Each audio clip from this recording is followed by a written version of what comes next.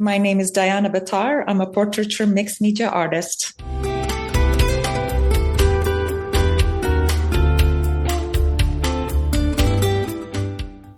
Hello, I'm Chris Stafford, and this is Art, the podcast where we get to know women from around the world of visual arts.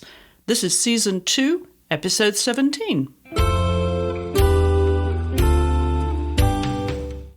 My guest this week is the portraiture mixed media artist Diana Bittar, whose large canvases convey bold, uninhibited figures, reflecting the artist's newfound confidence and expression. I am, she says, constantly fascinated by faces and how the personalities and thoughts of each individual inspire me to form delicate relationships with each canvas. Diana was born in London in 1974, the middle of 3 children. She has an older sister and a younger brother. Her father, Doraid, is Syrian, and her mother, Helen, a Czech who met while studying mechanical engineering in Prague. Diana was born during her parents' visit to London for her father, who needed medical attention following the loss of a leg when the oil refinery at which he was working in Syria was targeted during the 1973 Arab-Israeli War. The family returned to Prague until 1980, when they moved to Syria. From the age of 2, when her mother first gave her crayons, Diana has shown a natural talent for the fine details of her art. By the age of 17, despite being an introvert, she was receiving her first commissions. Meanwhile, following a chance encounter in the pool, Diana proved to be a natural swimmer and would go on to win national championships. But it was her passion for art that would eventually decide her career path.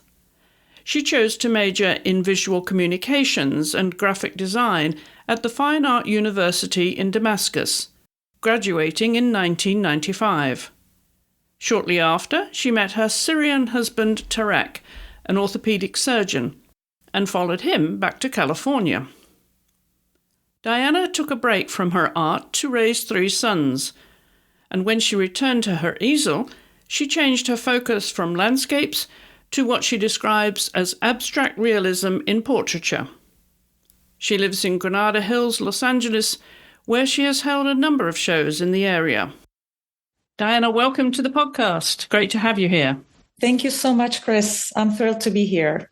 Well, you've had quite the journey in your life, haven't you? From London to Prague to Syria and now to LA. Yes. So we're going to tell the whole story. It's quite an interesting story, I think, of your childhood, where you were raised, and of course avoiding conflict in that part of the world where so often there is conflict, and there is conflict as we speak. Mm-hmm. I want to just bring us fast forward, though, to today, because now you're settled in LA, I imagine, very peacefully, in a very nice area where you can relax about it to a certain extent. But then do you worry about what you've left behind? I worry pretty much every day. And what happened exactly is that I had great life, peaceful life, till about when the war started in Syria. Although I was already here, I did move to the United States in 2000. That was June 2000.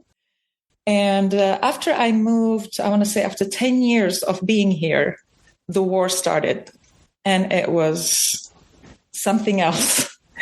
I was worried about my family there. I was worried about my country, my memories, my childhood. I left everything there.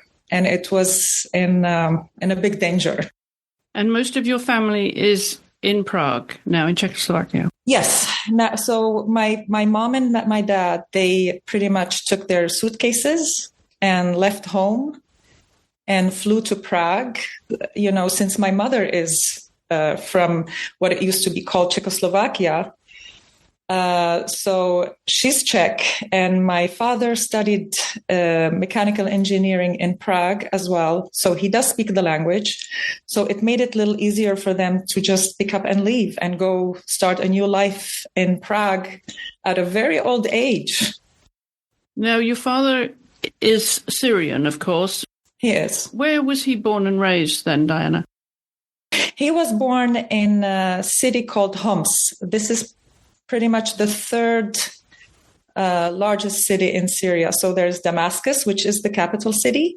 And then we have Aleppo, which I call the food capital. It's amazing. And then we have Homs, and that's my city. That's my father's city. He was born and raised there till he had to go to Prague for his studies. And what was his family life like then, way back then? Did he come from a large family? What did his parents do? Yes, it was very traditional. So, my family is Muslim. My father part is, they're all Muslim. So it was very traditional. My grandmother stayed home. My grandfather, he was a blacksmith, and he was pretty known in the city because he basically built the souk, which is like a bazaar. It's the bazaar in the Middle East. And he was the one who actually built that. It's a whole big metal structure that he built with his helpers. And they had 11 children. My father was one of them. And they grew up as a just big, happy family. Well, very different to your mother, of course, we'll come to in a moment. But I want to talk a little bit more about your father because he, I understand, lost a leg during the 1973 Israeli war when the oil refinery he was working in was targeted. Correct. You, of course, were born in 74. Mm-hmm. Did your father talk about that experience and being exposed to that conflict? He did, but what surprises me is he never complained. He never complained about his pains and what he goes through. And I was witnessing it basically since I was born. So what happened is I was just telling actually my father's story to my children yesterday. Since they were 11 children, the mom and dad, they were busy just putting food on the table and making, things neat. It was very difficult for them to make sure everybody's in school, everybody's taken care of, everybody has the shoes and the clothes that they're supposed to have. So my father was on the streets just playing with children till he was like 9 years old.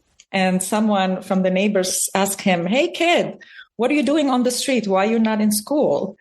And that's how, the family realized that, oh, my father, who his name is Dured, he's not in school yet. So they just signed him up in first grade when he was 9. And then he continues his studies. And he was a very good student, obviously. And he started working, I think after high school, he started working in the oil refinery as just a technician without any degree, but he wanted more. So he did apply for a student visa. And he got approved and he went to Prague. And that's when his life pretty much started. And he studied mechanical engineering. He met my mom there, finished his studies, came back to Syria, started working at the oil refinery. And then the war happened. And when the war happened, it was an airstrike. They targeted the refinery, like you said. And my father was there and he got hit with that bullet that explodes when it hits a target. I don't know what it's called, but it basically hit his leg and it exploded and he lost his leg. It was just hanging, by a thread. They took him to the hospital. They chopped it off basically, and he healed slowly but surely. And then he started seeking medical help. Instead of, being at work and doing his thing, he had to go to Europe to get the right prosthetic for his, for his leg, the artificial leg that he needed. And my mom was pregnant with me, like you said. She didn't even know. And she was smoking because she was extremely upset. So till this day, if I mess up a little bit, I'm like, oh, I'm going to blame it on my mom. She was smoking when I was in her stomach. So it's not my fault. So that's how you were born in St. Mary's Hospital in London. Yes. So he went to London with my mom and I was born there We stayed there for about, I want to say, a year and a half, almost 2 years. And then we moved to Prague because my dad wanted to, finally, he healed by this point. He healed, he had his artificial leg and everything was fine. So after about a couple of years in London, we moved to Prague because he wanted to continue his education. And that's when he got his PhD in engineering. So by now, of course, you mentioned that he met your mum when they were in school because she was also a mechanical engineer at that time. Correct. Was she still practicing that as well, working in that field as well as raising children? Because you had an older sister. Yes, I had older sister. Her name is Sonia. No, my mom, I think she still had like a year before she graduates, but she was kind of happy that she fell in love with my dad. And because she wanted to get out of the school, she was not very much into education and studying, although it's very surprising that she was in mechanical engineering school and it was pretty prestigious, difficult school. I know my dad told me one time that they used to host Einstein to give little lectures in that school. And that's hilarious because my mom is not really much of a good student or like a big achiever in education. So she just married my father and she moved with him to Syria. When did your younger brother come along? My younger brother was born in Prague. So let me guess, there was a lot of moving back and forth. I want to say, so he's 5 years younger than me. So I actually remember when my mom brought him to Syria after she delivered. She went to Prague, I think, to just get him the citizenship so he can also, it's a better situation for him to be born in Prague. Definitely better than Syria. So she went to Prague so she can have my brother. And then she came back with the baby. I still remember he was in a yellow bag, like a carrier. And it was me and my sister and my father at the airport waiting for the new gift, which was a brother. And your mother was artistic too, and your grandmother. So that side of the family is where you inherited your interest in art when you were as little as 2. Yes, correct. That was in Prague because I lived in Prague basically when I was 2, I moved from London to Prague and then we stayed in Prague till about 6. But we were moving back and forth to Syria. But the main, I spent most of the time in Prague. I'm interested in how, now as a family of 3 children, you were going back and forth between Prague and Syria, where you got your early education and also the art influence too from your mother. Yes. So my mother was, she already had my older sister, who was, let's see, if she's 4 years older than me. So she was around 9. No, she was around 6 when I was 2. And she was already doing violin and, some activities here and then going to daycare. And the way to get me busy is my mom gave me a pen and pencil. Every time I always had like a pad in front of me so I can paint and sketch. And I still remember to this day, I was doing details. I was doing the lashes. Of course, I was doing faces even back then. I was doing lashes, the nose, nostrils, hair, all the details. I wasn't doing your typical child sketching. I was doing a little bit more. And since then, I just didn't stop sketching basically as a child. You really have a talent for that and for creating, I think, bold, uninhibited paintings. I would describe them as fearless, remorseless even. Does that say something about you, how big and bold and yet detailed your paintings are? Mm-hmm. Yeah, let me tell you about the detail thing. So, when I was painting as a young child, I was doing extreme details. I remember I was in school, always there was a lot of kids would gather around me just to see how much detail I'm doing. And, it was almost like hyperrealism. And I was part of local art competitions, and I always won. So I just remember that I almost had like a little superpower when I was little. I was just doing everything so detailed and so clear and so realistic. And that eventually transferred into my oil painting when I started doing commissions. I think I was around 17 when I started doing commissions. But lately I try to escape from the realism, and I'm going a little bit more loose. If you noticed, it's more abstract realism. And I did take a long break from painting. I did not paint pretty much since I moved here in 2000 till about mid-COVID era. What is that? 2 years ago, 3 years ago? I started back to, I got back to painting about 3 years ago only.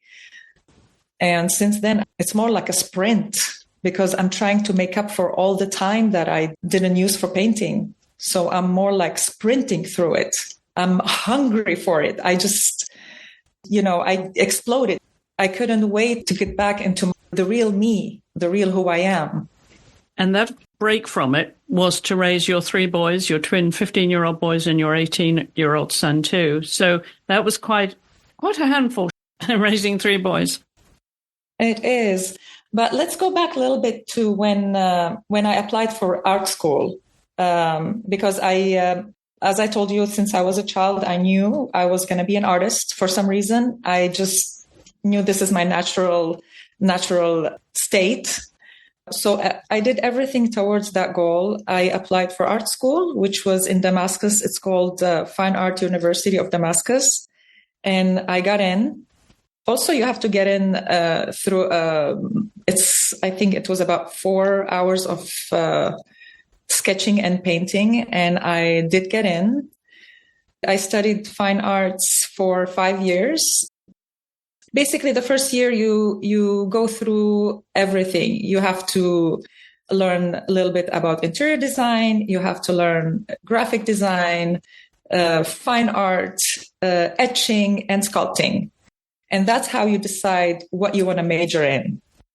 I also want to go back even a little bit further because I did read that you were a talented swimmer as well and won national swimming competitions as a teenager in Syria.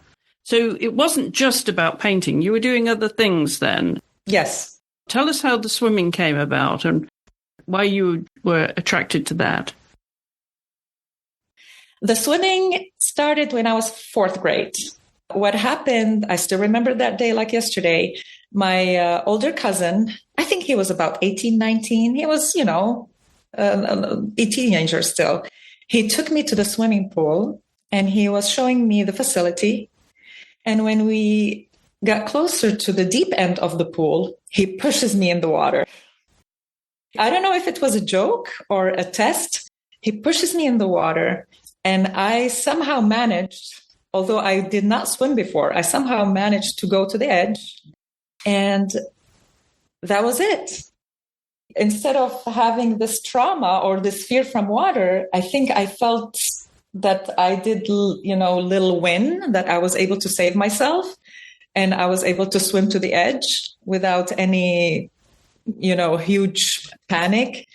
I signed up with the team and I learned how to swim and how to do laps, full-on laps. I remember within like few days, within a week, probably I was already with the team practicing. What made you stop that then? Because it sounds as if you could have gone quite a bit further. It was the love of my life. So basically I was 4th grade and I was traveling on my own with the team and with 2 of my coaches. And we were traveling from city to city to compete, against Aleppo, against Damascus, and Homs. There is also another city that participates. It's called Hama. We were traveling and competing till I was about 16. And by then I won 2 championships, one in freestyle and one in breaststroke. But I still remember as I was playing in the neighborhood with the neighbors' children, I remember there was a gathering of girls and they were pointing at me and they were being sarcastic. You can call it bullying. They were just pointing at me and saying, "This is the girl that wears a swimsuit." And it was supposed to be something negative, because when you're in an Islam country, it's kind of a shameful act when you wear a swimsuit and you compete, and there is boys and girls in the team. So it was a little bit tough for a 16-year-old to hear that. And I remember that incident made me quit. Was there a point when then you thought, actually, I don't want to be shamed doing this. It's not worth it? Exactly. Yeah, that's how I felt. But I regretted it for years later. Years. I kept having the same dream that I was swimming, the same exact dream. It was probably more like a nightmare.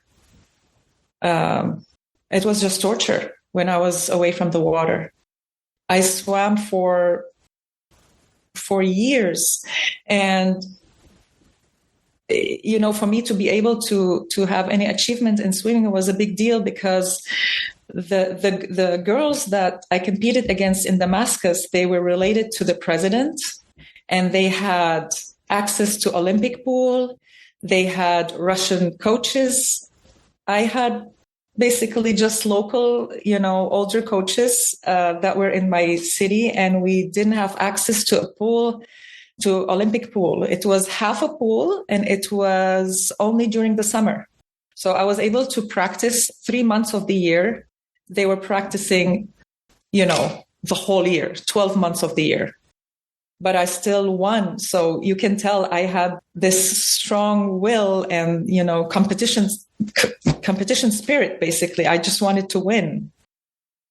Did you see the possibility that you could make the national team if you'd have continued? Well, if I continued, probably. But also the team that was related to the president, which is very dictatorship system in Syria, because they were related to him and I was winning a couple of times. I beat these girls, you know what I mean? So they did find a way not to make me practice anymore. When I wanted to come back to practicing when I was 21, I think I was 20 or 21 when I was already in Damascus, I wanted to just go for recreational fitness. You know what I mean? I just wanted to swim again and to just do whatever I used to do, just to practice swimming. But they found a way to put a guard outside and tell me I am not allowed to be part of the people who go into the swimming pool to practice. And they wouldn't give me the reason, but I knew what it was. I knew that the team was still practicing. They even did Olympic trials. And I guess they were scared that I'm going to be back to full-on practice and competing. And they wouldn't allow me in the swimming pool anymore. What were they afraid of? They didn't want any competition. The team that was, related to the president, they wanted to have all the wins for themselves. So I was a threat. They didn't want anybody else to be a threat. They wanted to hold the record. They wanted to be the ones that are winning if they go to, national competitions. So I was just not allowed to use the pool anymore. They didn't think that if they had you on their team, that it could have been a winning team too. Yes, but they didn't give me that offer. I still belonged to the team of Homs. I didn't belong to their team. Do you swim today? I do swim. I had the luxury to build my own home here. And the first thing I asked the contractor, I told him, I need a lap pool. So I did create a lap pool as long as possible. Also, this area, by the way, it's a horses area. I know you're into horses and you did a lot of riding. So I wasn't able to make it exactly as long as I wanted to, because you need to leave a certain grass area for what they call a horse area.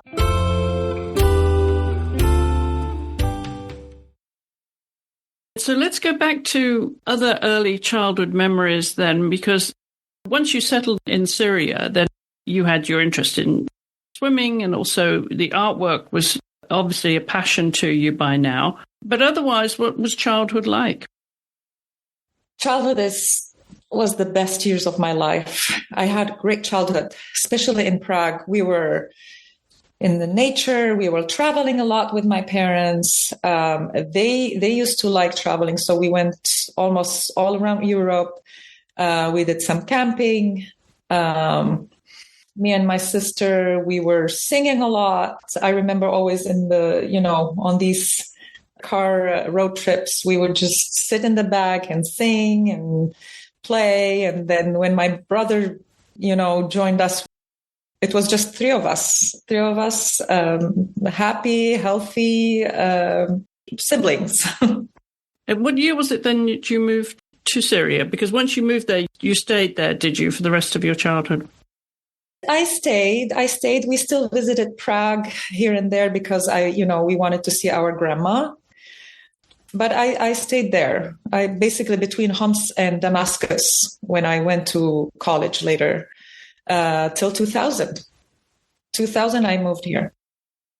Your grandmother on your mother's side was also an artist. Mm-hmm. She was not officially a full-time artist, but she was very artsy. She was very talented. I want to say more like theatrical. She would always dance, also sing.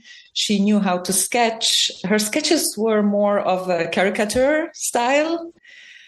She also did figurative and portraiture, just like my mom and now me.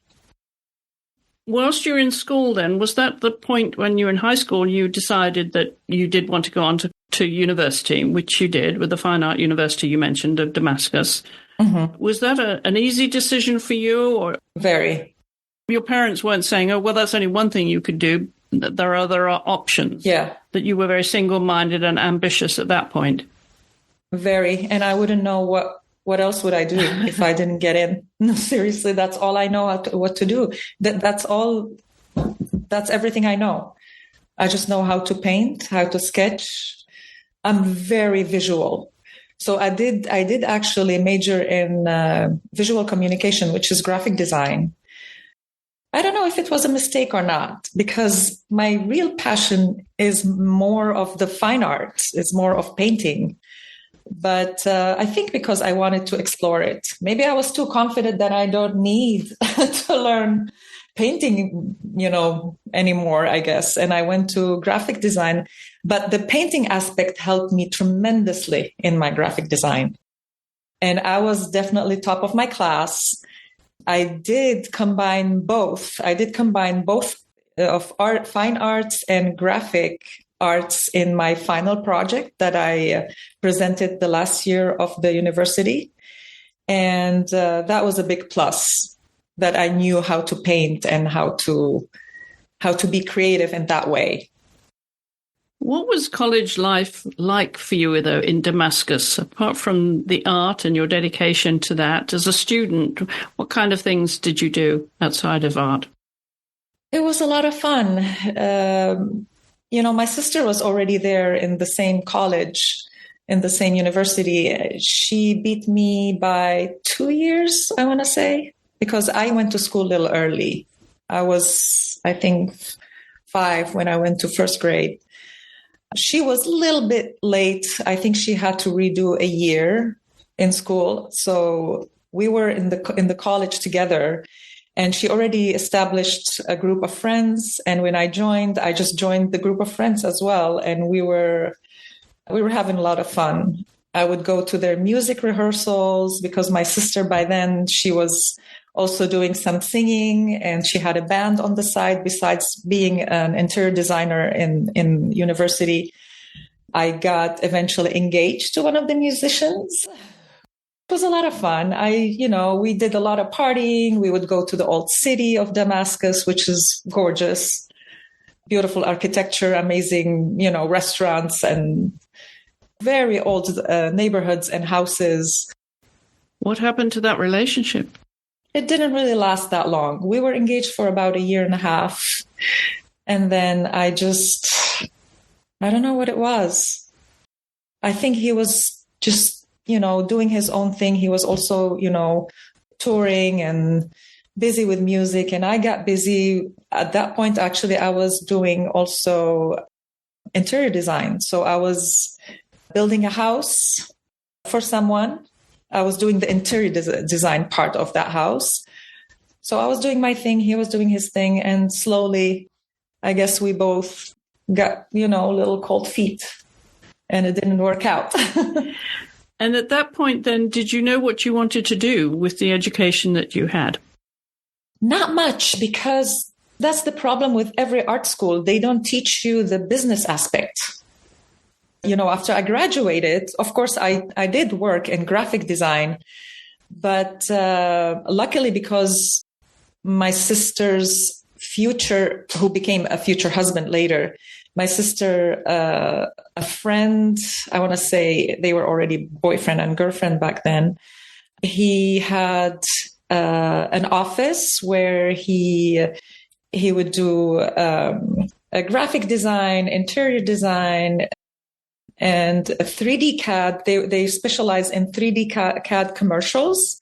So they did need a graphic designer to kind of help with logos and things like that. So I worked with him for a little bit. And then I also worked in homes with someone as a graphic designer.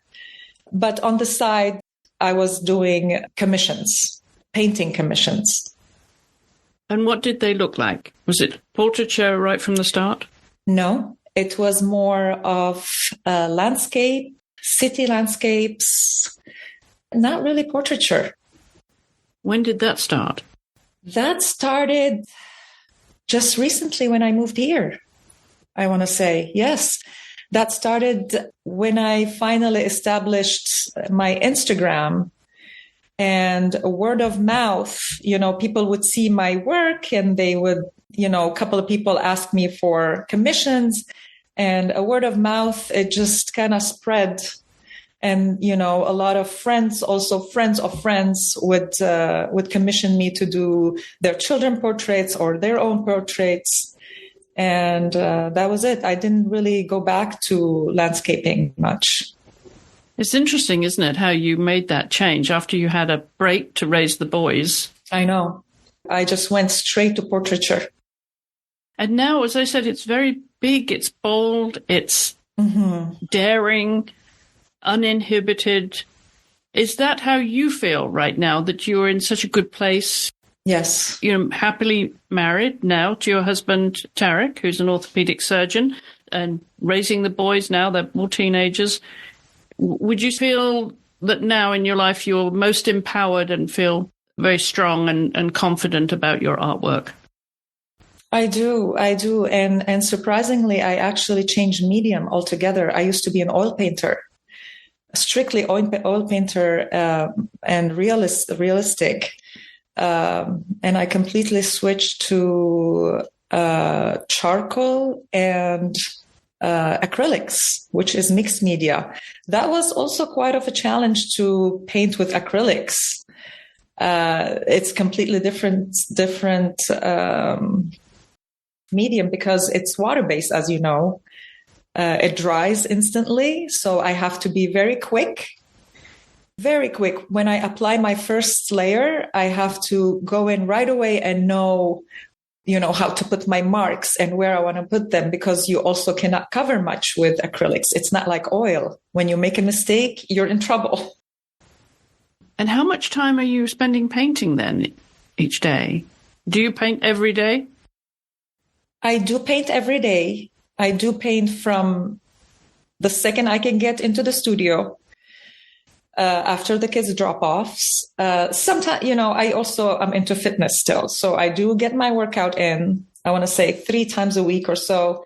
Right after the workout, I go straight to the studio and I stay there for hours till I have to pick up. I have to set up my alarm. Otherwise, I would forget about the children. I do have to set up my alarm. Usually it's 3 o'clock because I need some time to get to the school. I pick them up at 3:30. And we get home and I go straight back to the studio. I had to find a way how to manage, because I'm a mother and I am a wife and I have a household. So I'm supposed to have a nice house. I'm supposed to have dinner ready for the family. So it was a bit of a challenge when I got back into painting. Everything changed, that the whole dynamics of the family changed. And my kids had to learn how to cook, which is a great plus. I also had to try like food service for a little bit. My husband was like, I don't think this is a good idea. We didn't like the food service much. So now I still, I manage. I use the slow cooker a lot. I don't know if you're aware of the slow cooker. It's like a crock pot. And the kids could cook a little bit. Sometimes I cook a little, we manage somehow, which is amazing that my husband and my children support me. They see how happy I am and they know this is me. This is who I am. So I'm finally able to be back to who I am. And how much do commissions represent your paintings now? I want to say almost 50% is commissions. The rest is just me, just what I feel like painting, what influences me, what stimulates me, what grabs my attention, what tests me. Because when I'm tested, the way I journal is through painting. So a lot of it is also what I want to do, but commissions is a big part of it. And what's the atmosphere in the studio? Do you go in, close the door, you don't let anyone else in? Do you have music, podcasts? Oh, very. It's a room that I have upstairs. I listen to music a lot. I listen to podcasts. I close the door. Everybody knows nobody's allowed upstairs. I only allow my dog, my puppy, who is here next to me. He's the only one who's allowed. Sometimes I even kick him out because I am such a loner when I'm in the studio. I cannot have anybody behind my back. I don't even understand how these people do workshops and they have, 20, 30 people behind them. But one day I have to get over it because I would like to teach in the future. So that's going to be another challenge, another test. Yeah, I have to be alone. Do you attend workshops at all? I do. Not too much. I went to Zinlim. His name is Zinlim. He's an amazing artist. He does mostly charcoal. I went to San Francisco to attend his, it was a 3-day workshop, if I'm not mistaken. So that was my first that I attended here. Otherwise, I went a little bit to a place here in downtown LA where we sketch nude models. And that also gives you, great practice because you have to time yourself. You start with 2 minutes, 3 minutes, 5 minutes, and then you do the 10 and 25 minutes, so that's a completely also different animal to be able to sketch a full figure in like 2 minutes. It's more of a gestural sketching. Do you enjoy the pressure that comes with the commissions? Yes. I know most of artists do not like commissions. I do. I don't know what it is. Usually also my collectors, they don't really put me in a box. They don't tell me, what to do. They trust me. I'm very lucky that they give me the trust and they allow me to just come up with my own thing. Of course, we go through a few pictures, and when we pick the picture together, after their approval, that's it. I'm left alone. I don't even share, the mid process or anything like that. I roughly tell them, how the lighting is going to be on the face, how the composition is going to be. And we agree on the size of the canvas, and I go from there. So does art then, because you take so many commissions, does it have to be commercial for you then, your artwork? Yes. Yes. It is considered, I guess, commercial,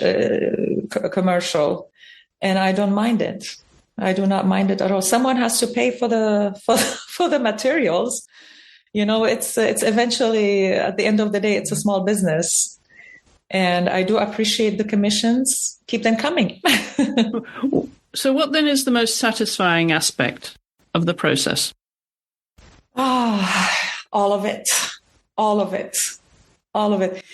I start with a blank canvas, and I'm happy to break the whiteness of the canvas.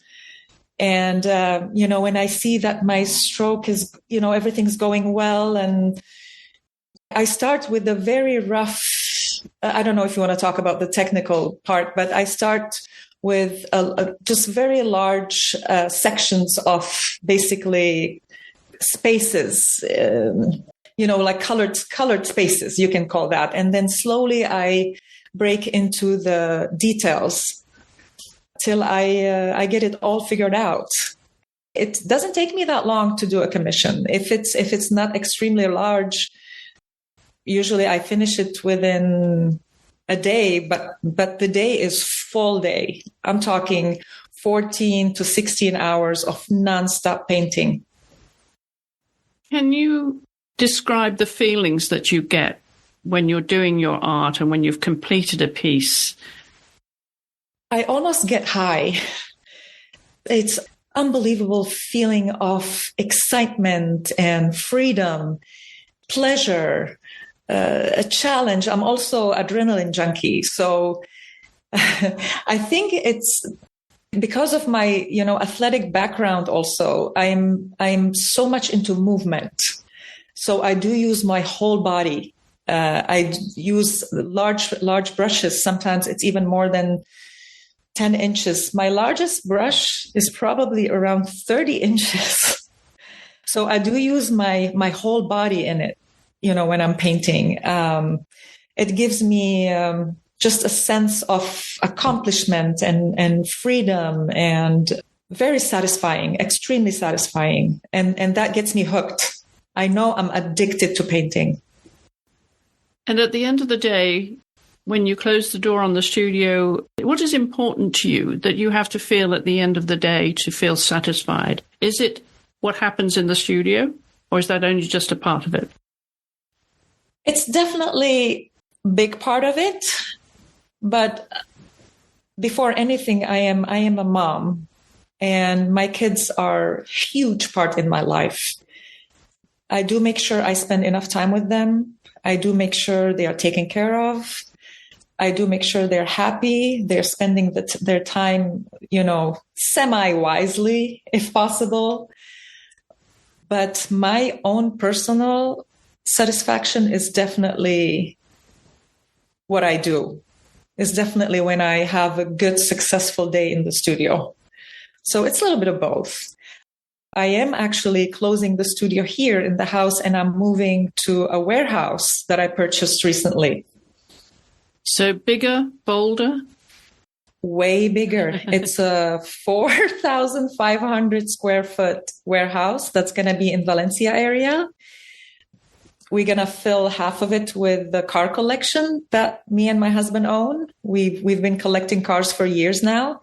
And the other half will be my studio, where I actually can have also clients over. I can have collectors, curators, gallerists over. So yeah, it's going to be like a little business / car showroom. And I think you said you have something like 25 cars. We do. That's quite a collection. It is. And I hope it's not going to grow any further, because that's almost full time to take care of these cars, to go to all these appointments, for like oil change and all these maintenance. So yeah, it's we kind of share that between me and my husband. When he has time, which is very rare, he goes to the appointments. Otherwise, it's me and my older son, who also drives now. We take the cars and we do that part. That's a fun thing with all of your boys, I'm sure. A family affair. It is. What do you think your art teachers would say about you now? I think they will be proud. I hope they will be proud. But I didn't really have training in fine arts, though. I only trained in graphic design. The first year we did a little bit of fine art, but it was more of, shading. It was black and white. There wasn't oil painting or anything like that. You can say I am self-taught when it comes to painting. What do you like to hear about your art? I don't know if I want to hear anything. It's more like I want to see people respond to it more like physically. I want them to stand in front of the painting. I want to see them stop. You know what I mean? Like if you're going through a gallery and then you stop to look at a painting, I think that's satisfying enough. When I see someone standing there for a minute or two, that tells me a lot. That makes me happy. It's not necessarily what they say. Yeah. Yeah, the physical response. Yes. Does your family get to critique it? Are they the first ones to see it? They do. Especially in the beginning when I got back to art, because they didn't know that part of me. You know what I mean? My oldest son was probably 16, and the twins were, I want to say 13. That's when they, all of a sudden, for the first time, they see their mother paint. So the first few paintings, they were just in awe. Their jaw dropped. They're like, "Mom, where were you hiding all this?" It was out of this world to see them just, look at my paintings and not believe that I actually created those. Now they don't even, they walk by the paintings and they don't give it much attention. They're like, "Oh, nice. Here's another one." I'm also more of a daily painter. So there's always something new. You know what I mean? And they don't really go upstairs to my studio, but sometimes when I'm proud of certain painting, I bring it downstairs. And I kind of display it to see their reaction. And is your husband a good art critic? No, no. I kick him out. He tortures me. He jokes with me. He starts knocking on the door and pretending that he wants to see what I'm painting. And I'm like, just go to your cars. Go. He, the first question he asked me, "Who's this? Who's that? Why is she smiling?" Why, he's not much of an artist himself. So he just ignores now. It's more like just to tease me. Are the boys at all interested in art? The boys are very artistic. 3 of them, they used to paint beautifully when they were little, till gaming took over. Ah, gaming. Yes. Yeah.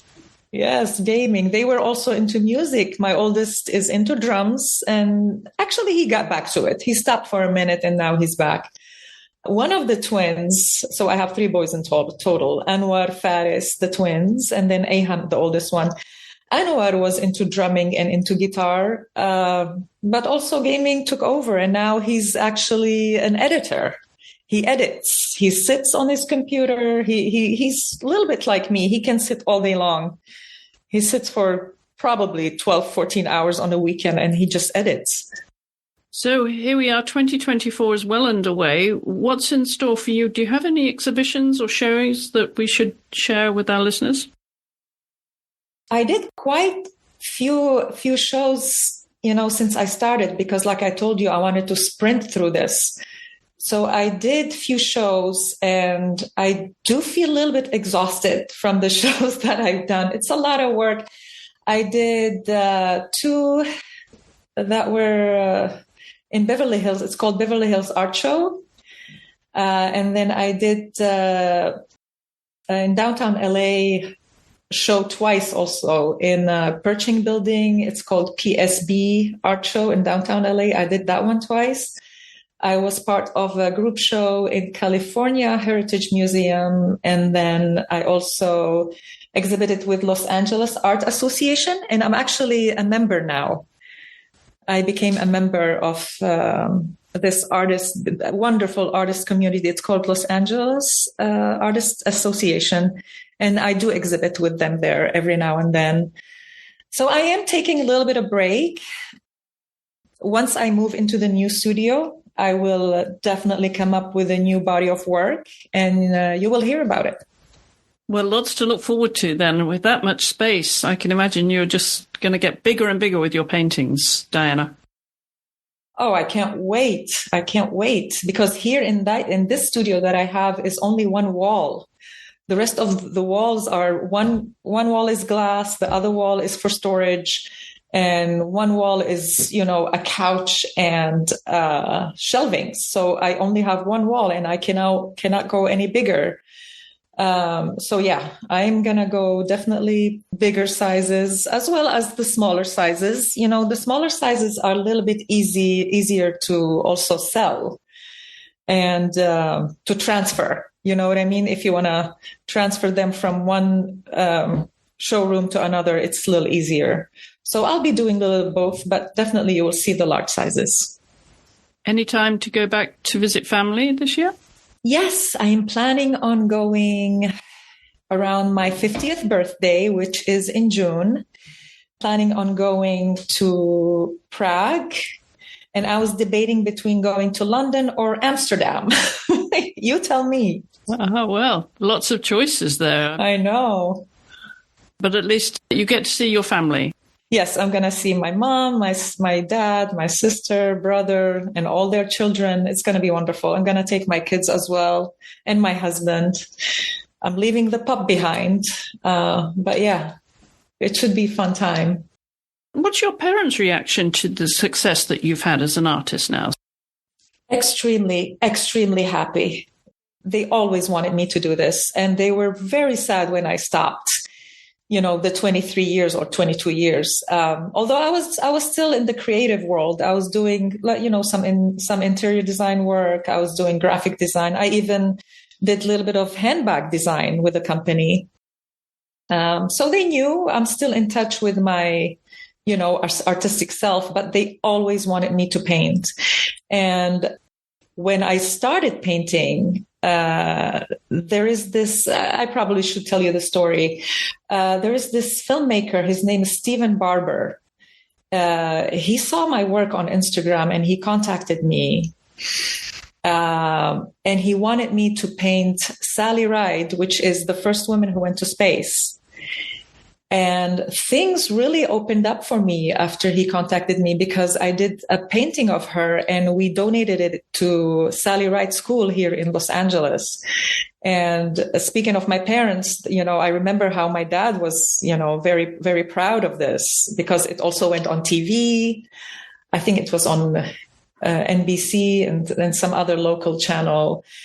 It felt good also to donate something to a school that was named after Sally Ride. The children would see it every day in the hallway. The same filmmaker also encouraged me to do a painting of Masha Amini, the Persian woman, the Iranian woman that died. I'm assuming you probably know her story. Yeah, so I also painted that one, and we used that painting in a big, basically LA gathering that happened a year after her death, to keep her memory going, and that was also on the news and in a local newspaper, I think in Santa Monica. So all these things started showing that when you do what you care about, when you go back to your passion and you work hard, it will show. The world will see you. And it's extremely satisfying. So yes, my parents are proud. I am proud. Hopefully my kids are proud. Would you hope that your work could be shown in Syria at some point? 100%. That's a dream, actually. If Syria one day goes back to what it was, at least when I left, I would love to see my work there one day. Do you go back at all? No. Do you take the boys? No. No. If you Google Syria Homs, HOMS, that's the name of my city, you will see it's completely destroyed. It's nothing. It's dirt, pretty much. There's very, very little parts that are still intact, but a lot of it is destroyed. So, I can't even take my kids to show them where I grew up and where I competed and where I went to school and all these things. Hopefully things will calm down and Syria one day will be rebuilt. When that happens, I will take my 3 boys and we'll definitely go on a big vacation. In the meanwhile, your family is all safe and you get to spend time with them too and create this wonderful portfolio of art for all of them to be proud of. Yes. Wonderful. Well, Diana, thank you so much for coming on the podcast and sharing your story, and the very best of luck with the new space and your ambitions for 2024. Thank you so much, Chris. That was a great, great honor. And don't forget to check the show notes where you'll find links to Diana's social media and to her website. You'll also find us on Instagram at The Art Podcast. You can also reach us by email if you prefer. That's hollowellstudios@gmail.com. Always love to hear from you. My thanks again to Diana and to you for listening. I'll be back next week with another guest from the world of visual arts. So I do hope you'll join me then.